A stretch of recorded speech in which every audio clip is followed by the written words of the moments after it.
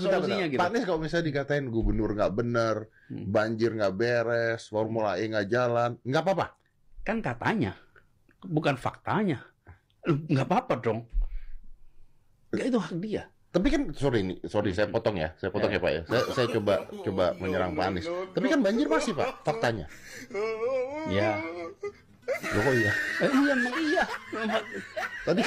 Tadi katanya Air yang jatuh di rumah kita jangan dialirkan keluar. Kalau kita alirkan keluar namanya kita nyumbang air ke masyarakat. Yang kasihan yang di ujung jalan tuh nanti rumahnya paling pendek, itu paling kena banjir. Jadi tiap rumah tahan airnya di rumah Anda.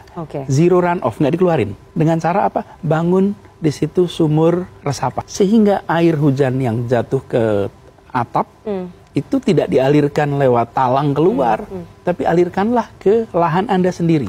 Maka kita tidak menyumbang air ke tetangga. Kalau tidak menyiapkan penampungan, buat lubang aja.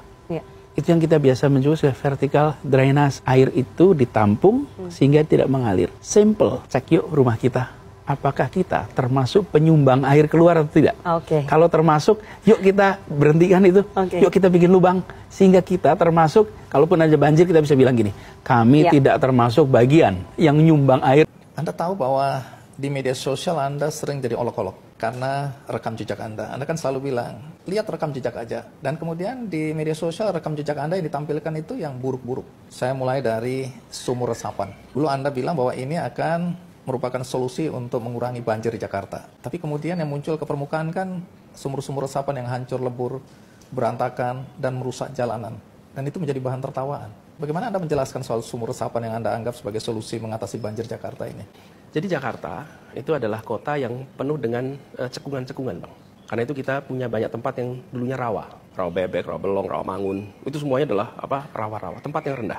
Saya beri ilustrasi aja. Di ITC Fatmawati dengan Jalan Fatmawati itu turun ke bawah, jalan raya, itu turun ke bawah bisa sampai 1,5 meter jalannya. Ketika terjadi hujan, tempat-tempat yang cekung ini, selama ini pakainya parit pengantar air. Jadi antarkan airnya dipompa. Yang terjadi adalah genangannya lama sekali, baru dia turun. Kenapa? Karena harus ditarik ke tempat yang lebih tinggi. Nah, di tempat-tempat seperti itu, dibangunlah sumur resapan, sehingga dia turun. Dan terbukti, itu mempercepat surutnya air pada saat hujan deras di tempat yang rendah. Di tempat-tempat itu dibangun. Ada dibangun 27.000. Waktu itu yang pertama kali, 27.000 lubang dibangun sumur resapan. Di tempat-tempat itu terbukti air menjadi surut cepat. Bisa ditanyakan kepada warga di sana. Oke, itu satu. Berarti ada solusinya. Yang kedua, apakah sempurna? Tidak, Bang. Apa tidak sempurna? Sebagian pelaksanaan kontraktor itu ada yang dikerjakan dengan rapi, ada yang tidak rapi. Ini kelihatan di lapangan nih. Kita bangun 27.000, ya kalau ketemu ada 50 yang bermasalah sangat mungkin. Nah, 50 inilah yang difoto, 50 inilah yang kira-kira ya, yang digandakan dan diramaikan. Tapi program secara umumnya itu berhasil. Ini bukan kata saya, kata warga juga yang di situ. Kalau dia masih bicara rencana ke depan, dia masih. Tapi kalau sudah ceritanya tentang dulu, udah. Iya. Maka itu anak muda tidak boleh menulis autobiografi. Autobiografi itu haknya orang tua. Anak muda menuliskan rencana masa depan. Itu anak muda. Jadi buat tadi anak-anak teman-teman muda siapkan ke depan. Saya diundang ke sini sama sekali ini buat teman-teman media, tidak ada urusan dengan partai-partaian. Saya ada urusan ini, saya menghormati Pak Sefat Subik karena beliau yang secara khusus datang ke rumah mengundang. Kemudian saya ingin sampaikan juga penghormatan atas gagasannya. Gagasannya apa sih? Gagasan persatuan dilakukan pada 20 Mei itu hari kebangkitan. Kita kenal sebagai hari kebangkitan nasional. Tapi kita perlu ingat 20 Mei kebangkitan nasional. Sumpah Pemuda itu 28 Oktober. 20 Mei tahunnya berapa? 1908. 28 Oktober tahun 1928. Berapa tahun itu? 20 tahun.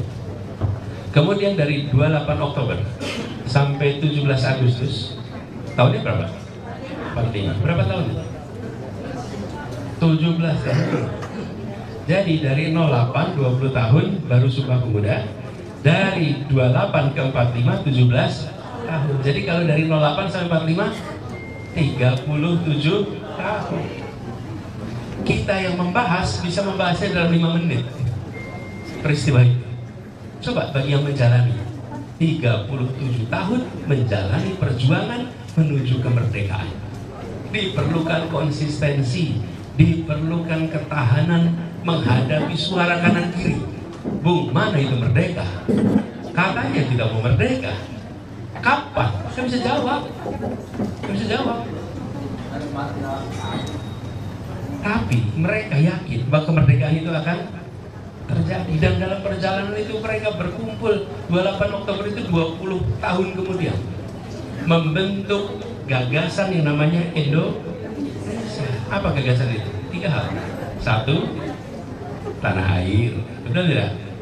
1, bangsa.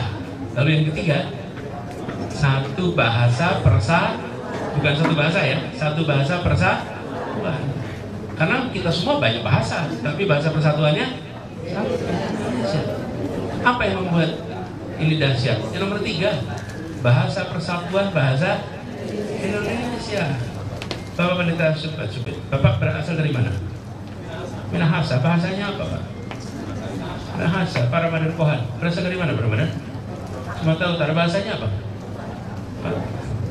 Pak Iwan, dari mana? Karo, bahasanya apa? Karo, Bekosin, Jawa.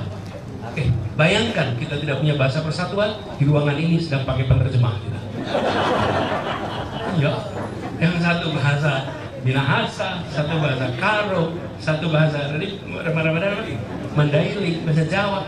Pakai di belakang sana ada kotak-kotak tuh, isi penerjemah. Halo teman, berjumpa bersama saya di Politik Dangi.